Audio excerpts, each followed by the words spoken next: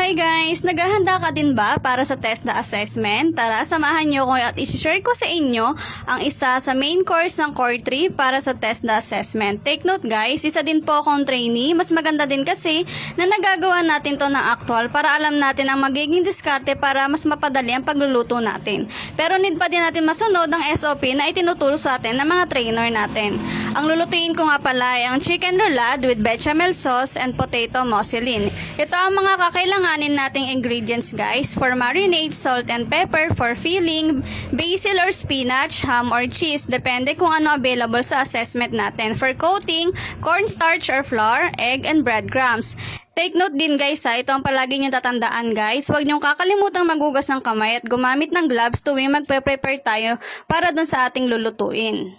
Tatanggalin nyo din naman yung gloves guys pag magluluto na kayo. Para naman sa bechamel sauce guys, need natin ng butter, evap, all-purpose cream, cornstarch or flour, salt and pepper.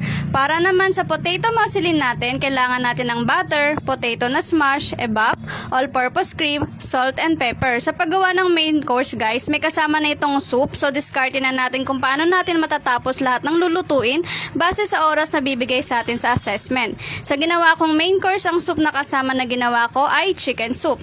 Pag natapos na tayo magluto guys, ilalagay na natin siya sa dinner plate para mag-plating na tayo guys. Abangan nyo yung iba kong lulutuin o i-upload kasama sa Core 3 ng Prepare Hot and Cold Meat. Salamat sa panonood!